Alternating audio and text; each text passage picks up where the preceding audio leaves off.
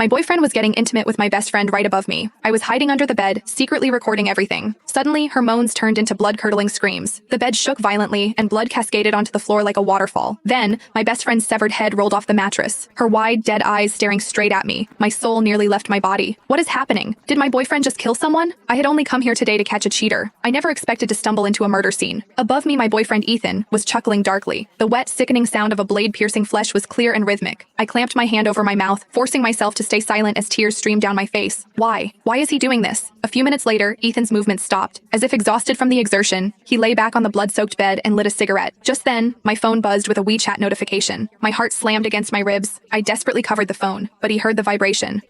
He made a questioning sound. The mattress creaked. He was lifting the covers, looking for the source of the noise. I almost sobbed out loud, fumbling frantically to switch my phone to silent mode. The second I hit the mute switch, Ethan called me. Buzz, buzz. The silent call screen lit up the darkness under the bed. He let it ring for a full minute. When I didn't answer, he hung up and sent a voice message. Babe, are you asleep? I have to work late tonight, so I won't be coming home. After sending it, I saw his feet slide into slippers and hit the floor. The floor was covered in Sarah's blood. Ethan walked through it, leaving a trail of bloody footprints. He seemed to be searching for something in the room. Suddenly, he coughed violently twice. I jolted, so tense I forgot to breathe. Sarah's bloody head was right in front of me, staring. Her severed neck was still oozing, her face frozen in a mask of shock and terror. Ethan walked around the room naked but didn't seem to find anything. He went to the kitchen, grabbed a cleaver, and returned to the bed. His large feet were inches from my face. Then, he began to dismantle the body, chop after chop, as casual as a butcher cutting meat. Accidentally, he kicked Sarah's head. The gory object rolled deeper under the bed, coming to rest cheek to cheek with me. I slammed my hands over my mouth, shaking uncontrollably. The metallic stench of blood was overpowering. I wanted to vomit. I don't know where I got the courage, but I reached out and pushed her head outward slightly. Just as Ethan stepped forward, he kicked the head like a soccer ball, sending it flying across the room. Ethan paused, stopping his work. Blood dripped steadily from the cleaver in his hand. I prayed silently in my heart, "Don't look under the bed.